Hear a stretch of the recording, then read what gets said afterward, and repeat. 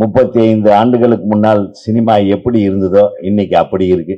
இந்த இடம், இந்த மேடை இப்படி இனிமேல் ஆரம்பிக்கணும்ன்றது எங்களுடைய ஆசை.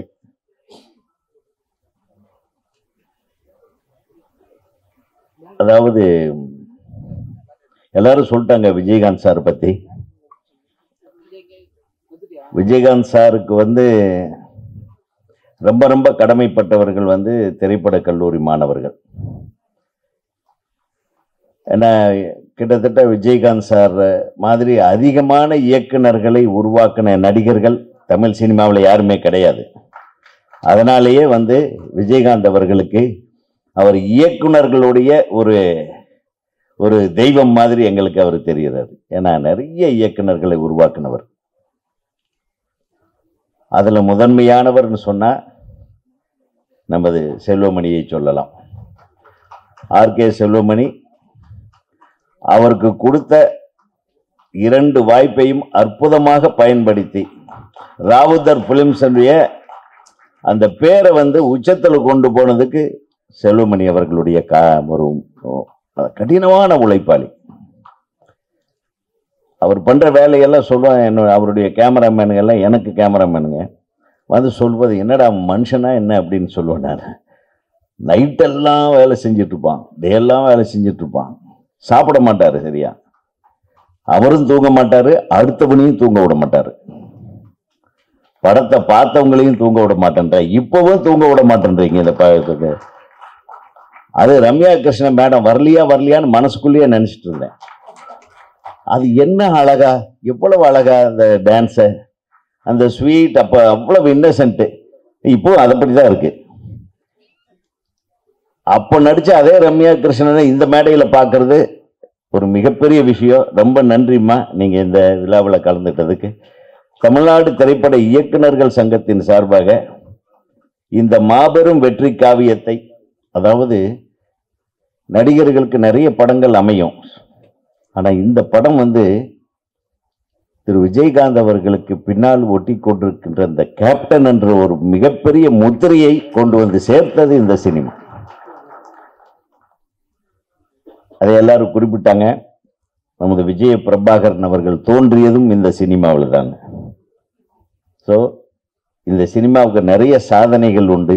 அந்த சாதனைகளை படைத்த நமது பெப்சி தலைவர்,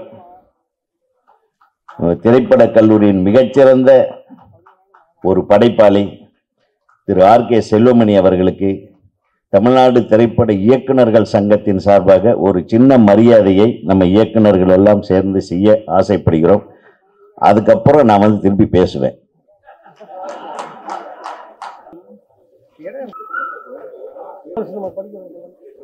அப்போ இந்த படம் ரிலீஸ் ஆகிறதுக்கு முன்னாடி மிக பரபரப்பான ஒரு விஷயம் என்னன்னா, எனக்கு தெரிய இளையராஜா சார் கிட்ட போயிட்டு இந்த படத்துக்கு நீங்க மியூசிக் பண்ணணும்னு விஜயகாந்த் சார் கேட்டதாகவும், இப்போ செல்வமணி கிட்ட கேட்டிருக்காரு, சார் இந்த படத்துல பாட்டே கிடையாதுன்ட்டாப்லையா. அப்போ என்னையா இது, ஏதோ ஒரு 2 பாட்டாவது வெயி அப்படின்னு கம்பல் பண்ணி வச்ச பாட்டு தான் சொல்லுவாரு.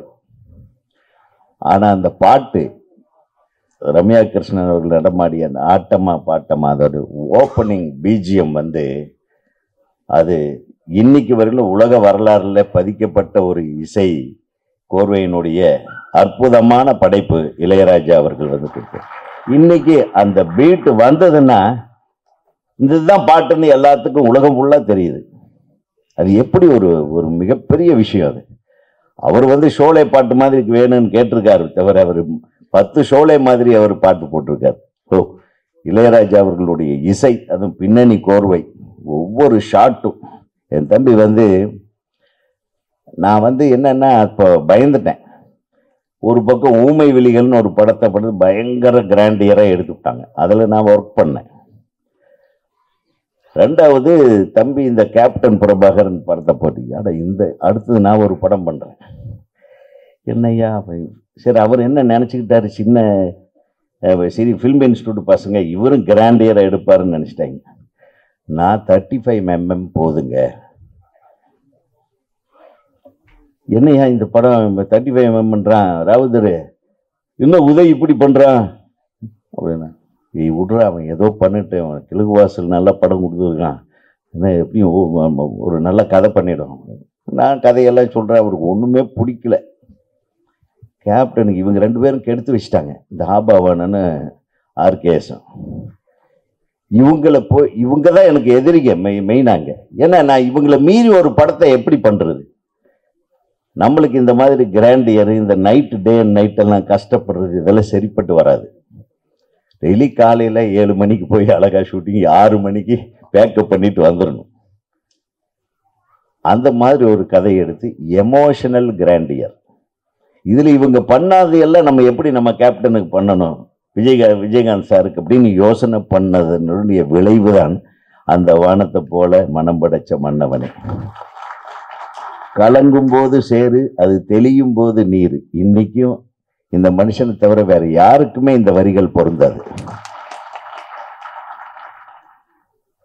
ஐயாவோட மானம் அந்த கவரிமான மீறும், அந்த கவரிமானு பரம்பரைக்கே உன்னாலதான் பேருன்னு எழுதுனேன்.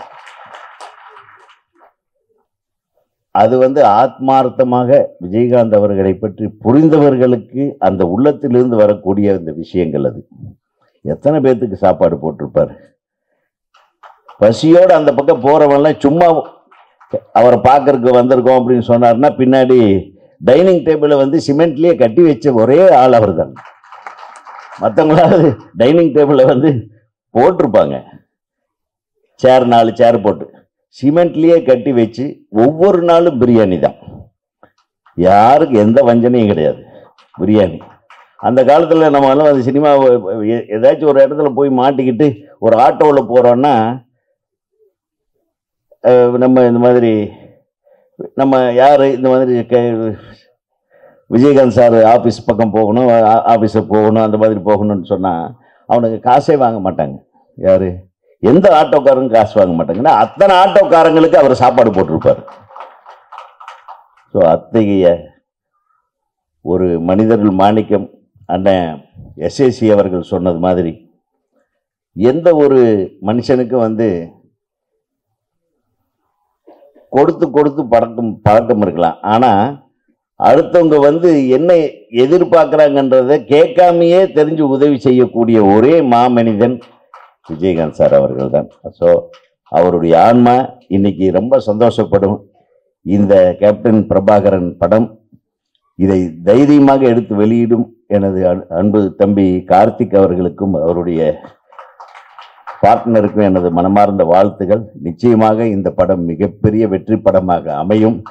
இதுக்கப்புறம் பெப்சியில் வேலையை விட்டுட்டு தொடர்ந்து படங்களை செய்ய வேண்டும் என் தம்பி என்று அன்போடு என்னை வாழ்த்து விடைபெறுகிறேன். நன்றி, வணக்கம்.